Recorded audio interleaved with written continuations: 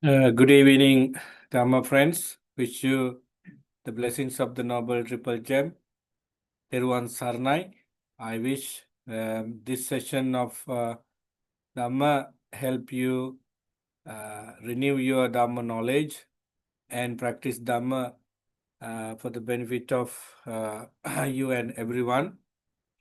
So let's begin today's discussion with the supreme homage to the Buddha by reciting Namo Tassa 3 times. Sadhu, sadhu, sadhu. Namo tassa bhagavato arahato samma sambuddhassa.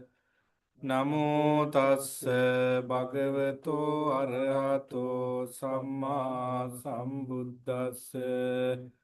Namo tassa bhagavato arahato samma sambuddhassa. I pay my homage to the Blessed One, the Worthy One, the fully enlightened One. Homage to the Sublime One, the Worthy One, the fully enlightened One. Homage to the Sublime One, the Worthy One, the fully enlightened One. Sadhu, sadhu, sadhu. Friends, you are warmly welcome for today's Sutta Studies. Today, our focus is one of the famous discourses in the entire Tripitaka. It has become very famous because of the usage and also the factors of the discourse. This is Mangala Sutta, the sutta that many Buddhists recite on occasions like, getting blessings and receiving blessing and giving blessings. And when new things are ceremonially open, such as, houses and anything like that, some were to recite this because it talks about how to gain success in life, and it talks about auspicious thing in life. So that Mangala Sutta is also called Mahamangala Sutta due to the factors of the Dhamma and its practical usage. It has given Mahamangala Sutta, but technically it is recorded as Mangala Sutta in the Tripitaka.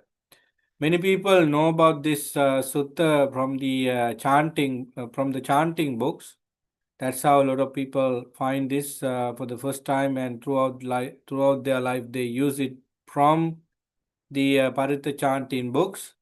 But its real location is from the numerical discourses of the Buddha, and there are about 15 books, and one of the book is Kuddaka Pata, the statement uttered by the Buddha here and there, and this sutta, along with Karnimita Sutta, is recorded in that section.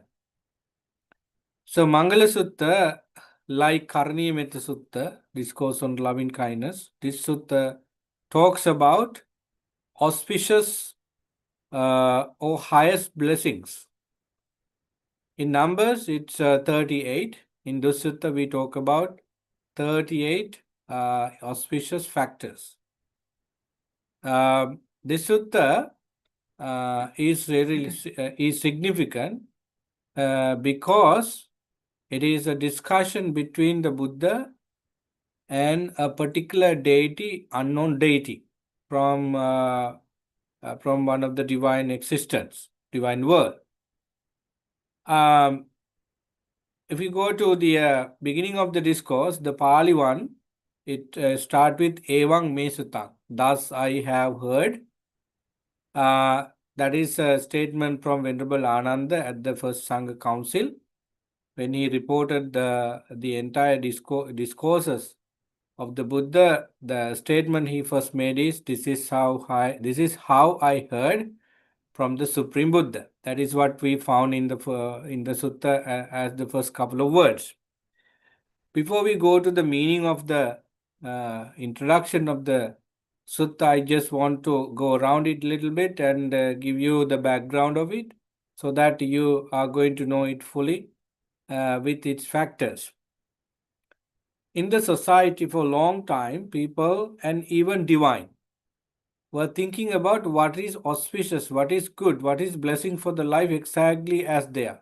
Of course, we can consider uh, various things as auspicious and good and blessed and so on.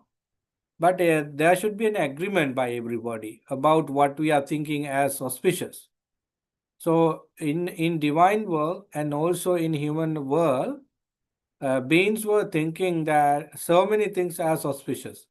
The categorization we found is Diktamangala, Sutamangala, Mutamangala. According to the available sources, the society were known only something we see as auspicious, something we heard as auspicious, something we think as auspicious. For example, early in the morning we woke up and opened the front door and we see beautiful flowers with birds here and there singing around, and some people who dress well and smile.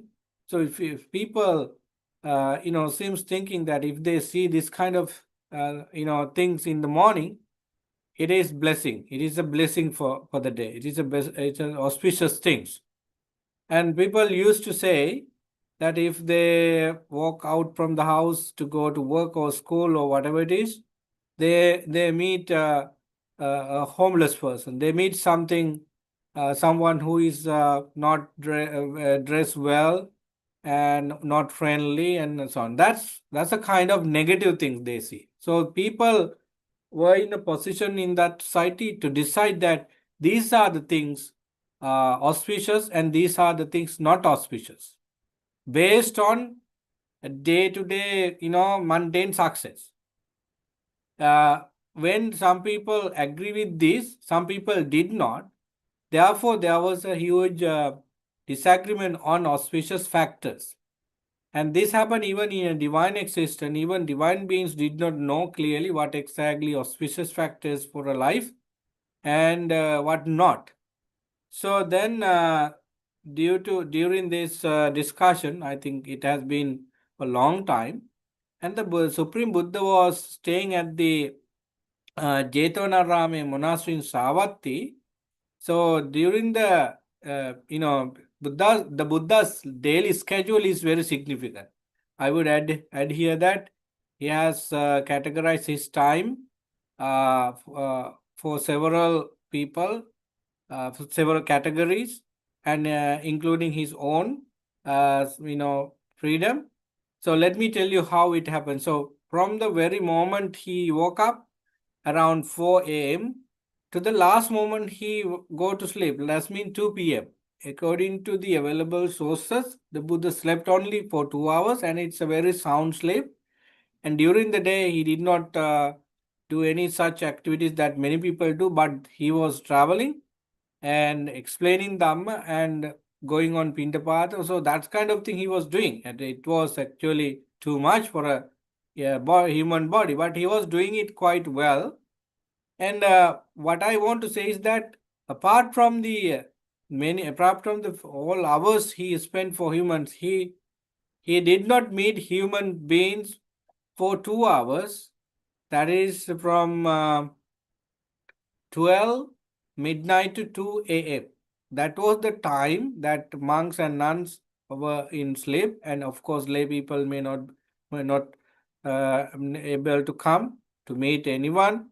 So that 2 hours were for non-human beings. We see from discourses that a lot of divine beings and other living beings came to the Buddha to meet him from 12 midnight to 2 a.m. So that was the time that particular deity from a divine world came to see the Buddha while he was in Jetvanarame monastery in Savatthi, illuminating the entire Jetavana monastery.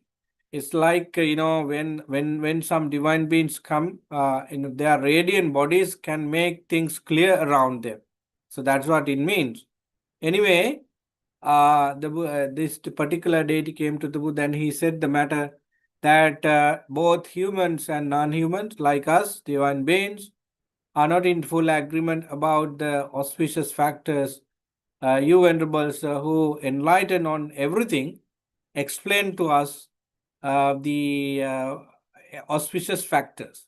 So that is the invitation done by the divine being. Right after the invitation, we see the Buddha did not even spend a second to tell anything, but he was telling all the factors one after the other in a poetic way to explain the divine being, the factors of success or blessings.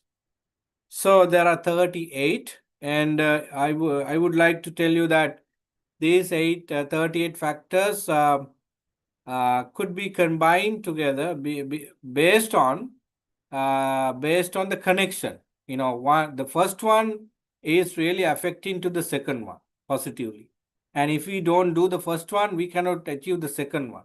So that kind of relationship we can find between among those 37 factors, so that depending on the Paticca Samuppada, we can explain this very much. In other words, each Dhamma, each factor, each point the Buddha delivered is based on Paticca Samuppada. Therefore, Paticca Samuppada or dependent co-origination theory is the spirit of the Buddha's teaching. If you take Four Noble Truths or other enlightened factors, even negative, unwholesome state, they are coming to arise based on something else, based on this and that, based on this factor, that factor. So this is going to dissolve because of the absence of this factor. So every time and anytime we find the entire teaching says that this is the spirit of the Dharma is Patisampada. So even this Mangala Sutta, when we come to 38 factors, each one of them, support each other, so that it shows at the end how good things come to effect based on previous factors. So that is what I want to emphasize here. So now the Buddha started explaining the auspicious thing, not telling that there are 38 factors. You know what? Sometimes we see that the Buddha explained the entire map of the Dhamma he is going to tell at the very beginning of it. Either he hinted it, but in this sutta we don't see that. He's the divine being who listened to the Buddha never knew that there are 38, because Buddha did not count them. Okay, these are the things you need to do now, and next, and next, and next, something like that. So anyway, now we know that there are 38 factors, and Buddha answered this. So, asevanacha balanang panditanancha sevana pujacha pujaniyanang etam mangalam uttama. Buddha said to that particular divine being as a response, okay, the first factor that everybody should have in order to find blessing is getting away from unwholesome people, unwholesome characters. Asevanacha balana. People who have negative qualities physically, mentally, and verbally. In other words, some are not friendly, wholesome, and some are not actually kind and compassionate. They are cruel, they are geared by greed, hatred, and ignorance. And if we are going to associate them even for a number of minutes and so on, they will suggest us so many bad things, and they are encouraging us to do bad. So these are the character type that we are talking with the word asevana, balana. The Pali word bala means not the younger one. Very word bala means that all these younger people could be called bala, whether they are human or non-human. But in this regard, what we expect is from this term is people who lack of good qualities. They have, but they are not significant. So, Asevanaj Balanam, Buddha said to the divine being, if you want to have blessings in life, the first successful factor is identify unwholesome friends and leave them away from you. Don't associate them as your friend. Don't live with them, because you are going to be a victim of his bad qualities. In other words, you might do them because at some point you feel them. It's okay. Generalization come to effect, so that you might do. Therefore, the Buddha asks us to be away from. Second point is Panditanancha Sevana. Don't associate negative minded people is the first one. Second one is associate wise, intelligent, kind, compassionate people who support you for your good life in many ways. Why did the Buddha put these two factors first? Because these are the two factors that help us attain even the first stage of enlightenment. If you recall the conditions for Sotapanna, the first one is Kalyanamita Sevana. One has to find kind-hearted, good, quality people. So these people never put down you. These people never teach you anything negative, because they are good, they are wholesome people. What they share with you is how to become happy, how to become free from suffering. They might be talking about the importance of compassion and kindness. They must be talking about the controlling our senses, sensory experience. So the good people always give us a huge support for us to hang on to the right down. So therefore, the first one and the second one are the foundational qualities of a successful in a spiritual life, as well as outside of a spiritual life. So that is how the connection we can make. So then the third one is Pujacha Pujaniyana. These are Pali terms that you can find from discourses. It means honoring those who of honor, honoring those worthy of honor. Sorry, who are actually the people who should whom should be paid honor? First place, the Buddha. He is no more, but we have to pay him our undivided, unbroken, strong respect, because he taught us Dharma. He taught us the path to liberation. He has also done a lot of influential things in the order of Sangha and so on, and out of. So therefore, honoring the Buddha is always beneficial, not for the Buddha, but for those who do it.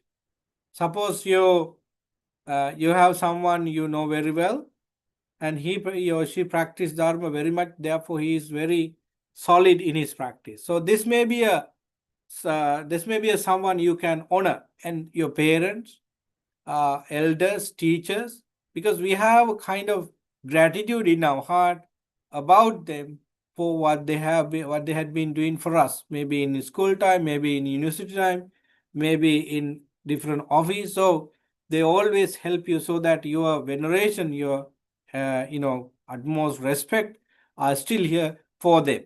So that is good, because when you honor somebody, your conceit, your arrogant nature of mind is being gone. We come to temple, lay people worship the monks despite their aging. And we go to parents, we touch their feet, kneel down and worship their feet. So when we do that, it means a lot for us that these people who follow this tradition have some Dhamma in their mind. That's why they believe of this respect as a kusala karma, good karma, and do so. So that honoring those worthy of honor, puja Pujaniyanam, is really, really important. Look at the current situation of the world.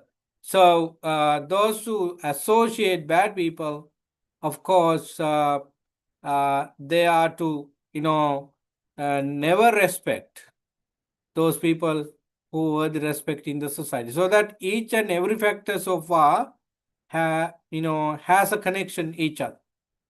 I told you that Patisamuppada is the spirit of each Dhamma, and this Sutta also. What he was saying at the beginning, is explained next, and they have an undivided connection, right?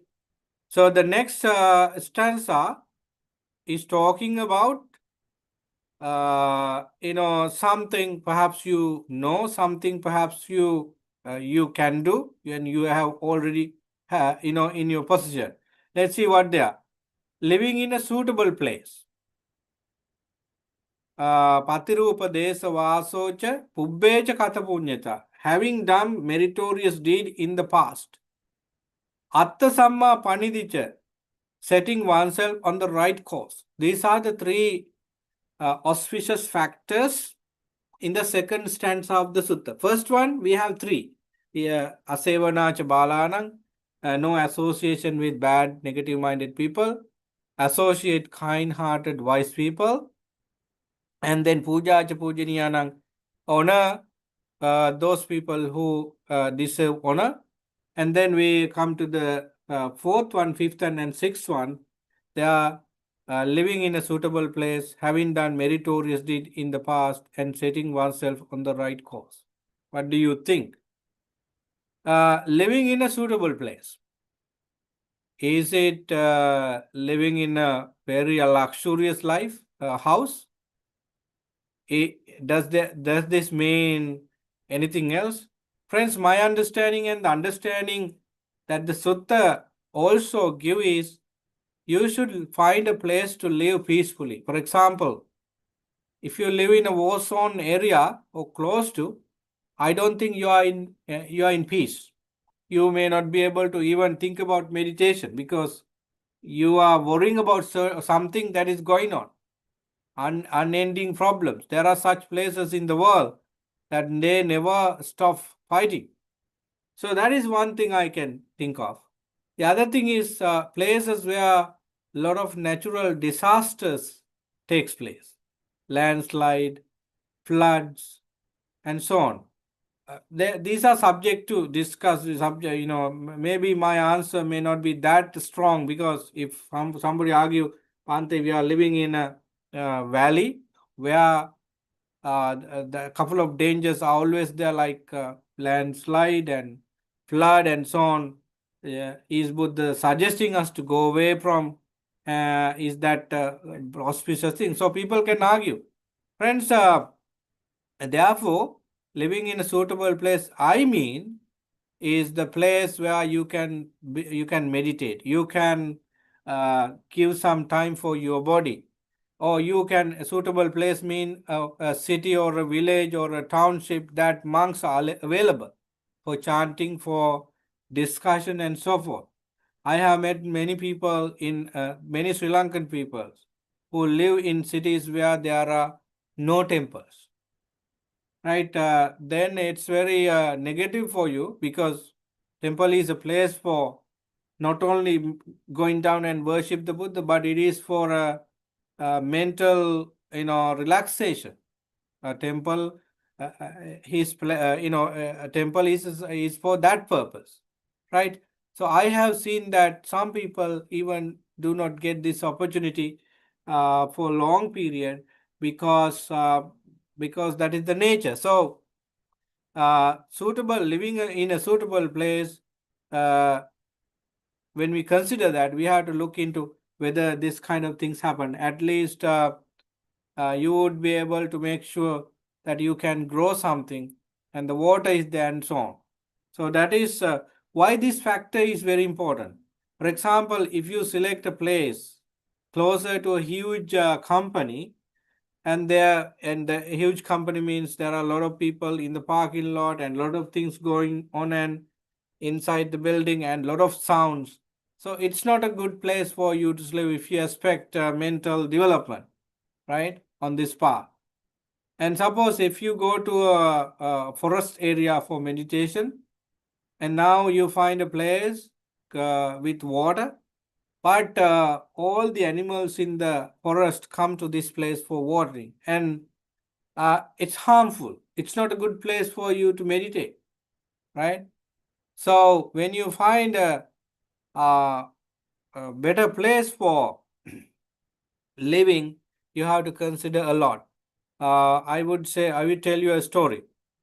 One of my friend came to the United States of America in 2001, I guess.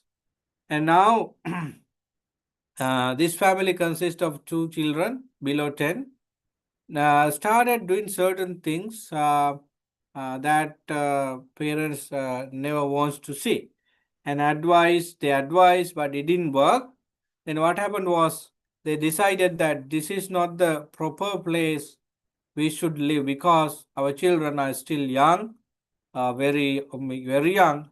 So they might turn their life into various things others do, so that the best place for us to live as a family, and the best place for us to feed the baby uh, is the you know is the place we were born, we were raised. Then the mother of that family took the two children and went to Sri Lanka, and agreement was they don't come again. And the husband also was the part of the program, and he also left the USA and went to Sri Lanka, because they value the strong family unit. They realize that they don't get it after 2 months school, so that they sacrifice their life for the good. So see how I think you see the connection. So even though the city the family was living is luxurious and giving everything, and since they had green card, they could be easily study well and do a good job and got the citizenship. So they had a lot of things in it, but they all considered that living in an environment where we can teach children ethics and good qualities and slowly Dhamma, that would be the place she gave priority. They gave priority. So, uh, I don't know current information about them. Maybe they are good. They manage. So the children were taken to Sri Lanka, where the Buddhist culture is always. Then they were able to, I think, get through. So anyway, Ubbej, what do you call, finding a suitable place is such. Then the next factor is having done meritorious deed in the past. So you should know that you did good things, any good things in the past, including giving that, including this and that. So you would be able to think all the good activities you did in your life at situations. So having done meritorious deed in the past, maybe couple of action, couple of programs you did. For example, suppose you do this now, considering the fast year, so you can make a kind of what do you call, list, and these are the things I did good. So now I am so happy, because you have taken everything into one. So the other thing is, we should be able to know that we have a lot of good things in life, right? Ubbecha katha punyata. No one is capable of knowing what they were doing in previous lives, right? If you do not have that particular knowledge in your mind, you cannot do that. So that how do we know whether we did something positive in previous life? Do you understand what I'm saying? So this factor, having done meritorious deed in the past, is the Mangala Karana, is the auspicious thing. This past could be the past couple of years back, maybe previous life too. But we have no mechanism to know what exactly we were in the previous life. So let's consider this, that we are talking about someone who is, of course, did something a couple of years ago. Now he is happy about it. So that kind of things we could consider. You understand what I'm saying? Yes. All right. So the next one is, so now we have so far discussed 6 factors of the 38. They are all taking us into a very super cool conditions if you follow these principles. Then we next one is um, Bahu Satchancha Sippancha Vinayocha Susikito Subhasitacha Avacha Etam Mangala Muttama. Much learning. This learning is not the degrees you obtain. Bahusruta or living a lot, learning a lot means someone who can remember many spiritual factors, someone who can work on various such things. I think this is called Bahusruta. In other words, we do not count the number of degrees you did. We do not count the number of professional experience you get for becoming an intelligent person. Of course, they are very important. Intelligent people may be having those things, but maybe those people who have those knowledges are not going to intelligent too, because knowledge is knowledge. Based on knowledge, you would be able to take good decision, particularly against greed, hatred, and ignorance. Right? That's called Bahusruta. So then the next one is skill in one work. Bahu Sachancha Sippancha Vinayocha Susikito. Yeah. There we would be able to follow good principles. Bahu Sachancha Sippancha Vinayocha Susikito Subhasita Javacha. So everyone should be polite, everyone should be, disciplined, and their, mind is being trained to absorb many things, and their words is also significant. He or she never talk to, he or she never talk bad things. They always present something positive. Now in that stanza we had 4 more factors, so we altogether discussed 10. I can mention you other things as well accordingly. One of the things that the stanza indicate is this one, well-spoken speech. Bahu Sach Subhasitacha Avacha. How could one say that this factor brings you joy and happiness? So each factor of 37, 38 lot gives us kind of inspiration. For example, if we stay well with these factors, we are going to be famous. We are going to be a very important person. People would be giving us so much happiness and so on. That's why urge is always there to do good. For example, if you say good word, everybody is going to like you, and you are going to be famous in that particular society, that this person never tells a lie. This person is trustworthy person. See, when you speak good words, when you speak to the point, when you speak to make people join, not separate, you have done a lot of good things. It's called well-spoken or discipline with words, right? So far we have covered 10 points. The 11th one is supporting one's parent, Mata Pitu Pattana. I know that everybody is in the opinion that the parents are the Buddhas at home, they are the Brahmas at home. They are highly admired by the Buddha because of their presence in children's life. So, Mata Pitu Pattanam, they have done their duties for us when we were very young, and now time has come to us to treat them, to take care of them, to nurse them, to make them happy. So unless you do that, the progress is going to be lower, because these good practices produce a power and energy that affects to everybody in the group.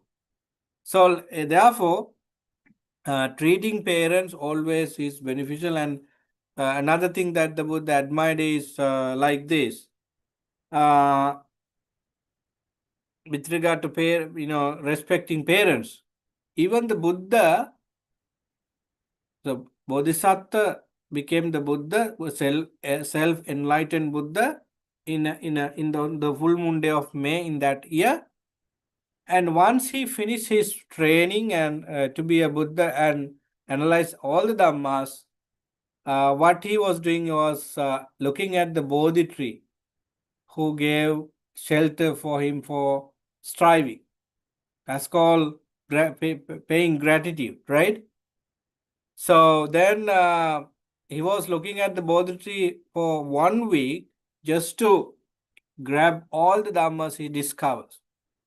So, and then when his mother passed away and reborn in his divine existence, he went there just to please his previous mother.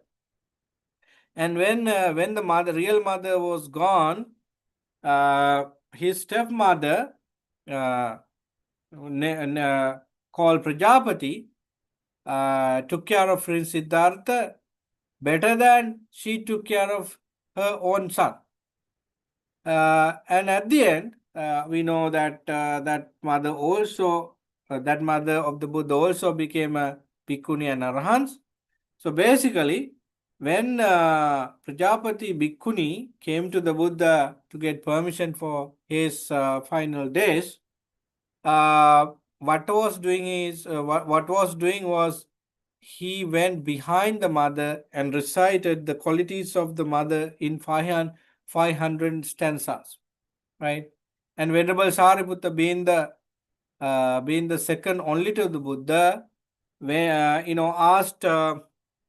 He went to his parents' home because mother was not a Buddhist then, due to influence of other sectors. So he went there and let parents know that he is a very enlightened person. So see how these spiritually advanced leaders pay their respect to, and so on. It's a very wholesome quality. Mata pitu upattana. Even in animal kingdom, even in divine existence, I think parents are well treated. It is a very good quality to be done. So then the Mata pitu upattana puttadarasa sangho, caring for one spouse and children. That is also a very good quality. And after that, we have engaging in peaceful occupation. So, Mata Pitu Upattanam Puttadara Sangha Anakulacha Kammanta, engaging in peaceful occupation. In some workplaces, you don't find peace at all. You are targeted and people are not that friendly with you. So, you naturally don't feel to work there, right? Because of the environmental factor. So, here, engaging in peaceful conversation, we have to do talk and so on. So that is called generosity. And then we have living according to the Dhamma. Dhanancha Dhammacharyacha. Dhammacharyacha means living according to the Dhamma. Dhanancha means giving away. Practice generosity. And then we have Dana. Next factor is Dana. Very word Dana. It means she is looking after many things, and this time, give me a second.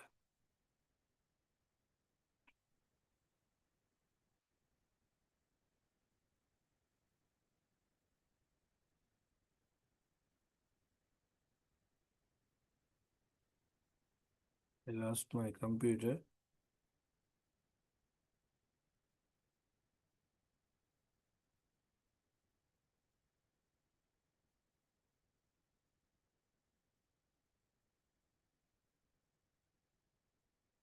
Sorry. Okay, it's an apple. What is that? I say it's an apple, it's okay. Yeah, I found it. So I will tell you quickly the other points because we have to discuss certain things. Generosity is the 14th factor. Living according to the Dhammacharya is the next one. And supporting relatives another factor. Blameless action is the another factor. Avoiding evil is another factor. Abstaining from intoxicant. Majjapanacha sanyamo. Right. Some people argue that Buddha never included uh, drinking alcohol and taking drugs into Panchasila. Right? Some people argue that, but even here he has talked about in Mangala Sutta. Being addicted to alcohol is a negative factor. So that it makes you ruin if you do not know what exactly happening. So Majjapana appamadoja dhammesu, diligence in wholesome qualities. Diligence.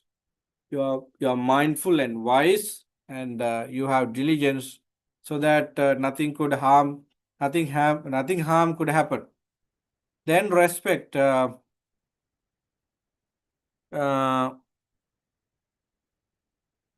Being able to pay respect is a blessing, because when you pay respect, you respect to the person. He's always like you very much, because you have given a kind of happiness. So in order to get happiness, we have to first do our respect and give happiness to others. So in return, we get it. Humility, right? Humility. Give me a second. Is the next one. The next one is contentment, santutti. Then gratitude. It's a kind of particular. Second.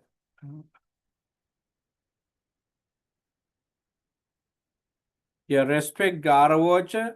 Nivatocha means kind of humbleness. You are not showing your strong, very rigorous, very tough character, but you are very soft at always. You are kind of gentle. That's what it means. Arati, sorry, garavocha nivata. Santutti cha katanyuta. It's like Santuti cha Katanita, you are happy and you pay respect in your mind for doing this for him, or like that. Santuti cha Katanita. So basically, you are happy about what you are doing. Then Kalena Dhamma Savana, listen to the Dhamma on right time. Listen to the Dhamma on right time means you do not wait for temples to create program. You better know your own taste of Dharma. Then listen to Dhamma talk every day, every time, and try your best to analyze them and apply them. So basically, that is what it is. Karavocha, timely in listening to the Dhamma, patient, khanti cha socha asata, willingness to accept advice, seeing monks, Samananancha Dasana, seeing monks often, and timely discussion on the Dhamma is another one, and austerity, self-restraint. At last, Indriya Sangvara is being added, and talk about austerity, self-restraint is the best, holy life, Brahmacharya, seeing the noble truth, realization of Nibbana, and a mind unshaken by worldly condition, a mind free from sorrow.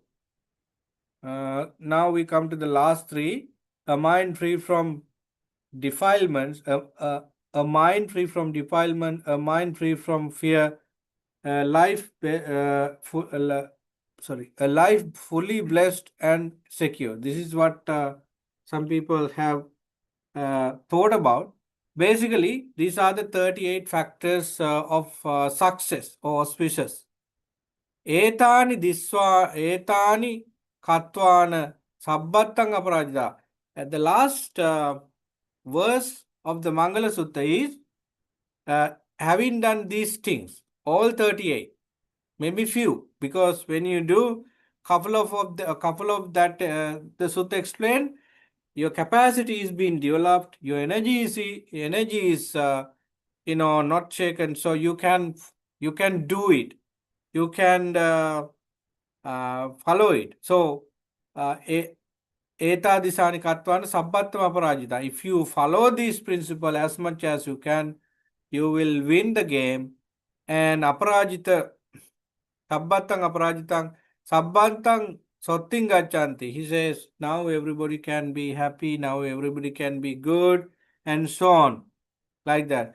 Tang tesang mangalamutwani sabbatta sotting gachanti. Yes, all the time, anytime, wherever you go, you feel success, you feel happy, and that's what the Buddha said, Mangala Karana, the auspicious things.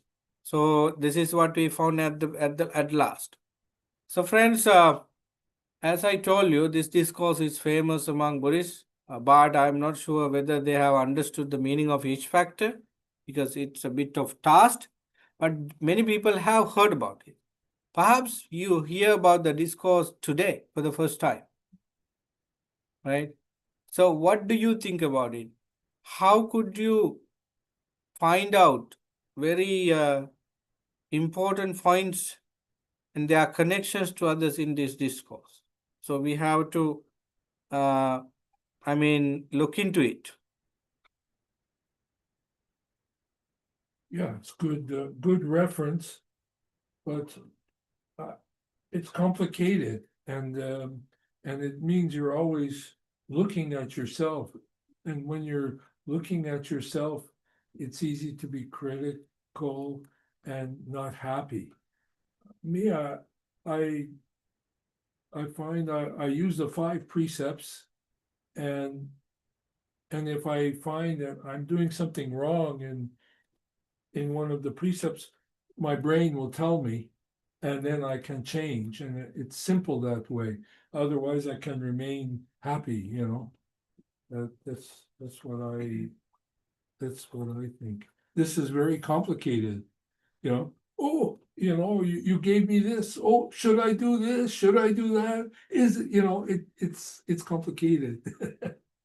Yeah, It's if beyond my you pay grade. follow 5 principles, as you said, and pay attention to some other things with that, Yes. these factors might come to you. You don't need to worry. One of the important thing of the Dhamma is to start from somewhere, and you can find the other qualities on the way to success. In other words, you start with one thing and few things come automatically. For example, suppose you think that, okay, today I should think about my life wisely. So I never let this life down. So I will take care of it. I will eat the best thing I could do. I sleep well. These are the times I exercise. So you can do such things every day. What happen? It's an intelligent, wise work, right? Yes. Way of living. So what exactly now you have as a result? To maintain that type of life, you applied perseverance or right effort. So you are mindful about your mind, about your life in many occasions to continue your thinking pattern. So do you see that you started being wise, but in that you are provided with many things. Your perseverance is developed, mindfulness is developed. If you do not have these two, you are not going to be wise at all. Right? Likewise, you start with one quality and other qualities might come to you in an automatic way. Yeah, I find maybe my life experience brought me here, Hmm. brought me to this spot. Like, being appreciative of others and doing things to help others. But what about living in a suitable place? So Living, yeah, if you live in 30, 40 kilometers away from here, yeah, sounds you good. don't get this opportunity to listen to the Dharma. That's right. Right. So you are about 2 kilometers away from the temple. So you walk here every day for meditation, Yes. and you come to other sessions too. So living in a suitable place, that include that too, because so you select an area by considering most of those physical disasters that happen. If you do, but in this case, when you find a place, you may see, okay, I travel there. Do I have a temple to go? Do I have a meditation place to meditate? Can I do such? So you are looking for a place. You are looking for items and things of those places. Yes. So here for you, wherever you go, you would be able to keep that upright mind always. And how do I live peacefully there? So these are the conditions you put forward. Listen to the Dharma is a blessing, and association of wise people is a blessing. And then we talk about treating parents is a blessing.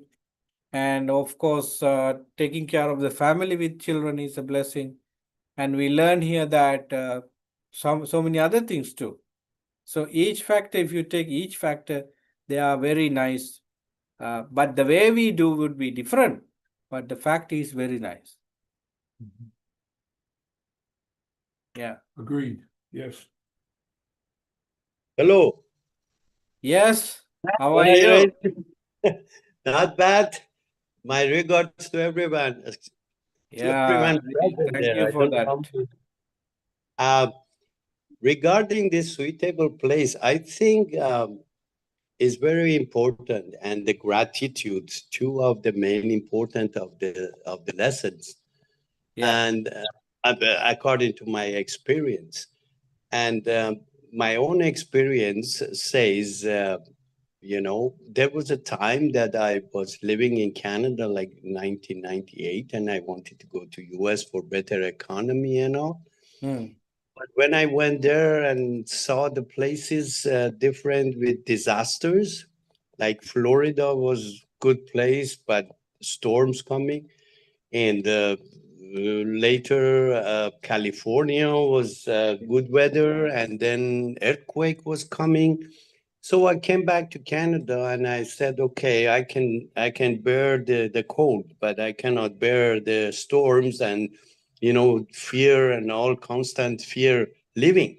Yeah. So I think one of the best place would be Canada still, that you can find a suitable place than other places, though it's a bit cold, but cold doesn't stand in front of our way of success or anything like that, as it is. So it's a very good, suitable place. I found, and I was happy to be here. I Yeah. could be in Iran and got killed at this time, and by the way, I just wanted to say that maybe you consider in your praying the hundreds of people that get killed in Iran now are due to uprising. Hmm. So uh, yeah, it's a good time for praying them, because they want to get rid of this government, and they cannot, devil government. So anyway, I hope they success. That's all. I just wanted to say that it's a good choice. It's not so much populated Canada, so much, and I'm happy to be here. I could continue my success in every way.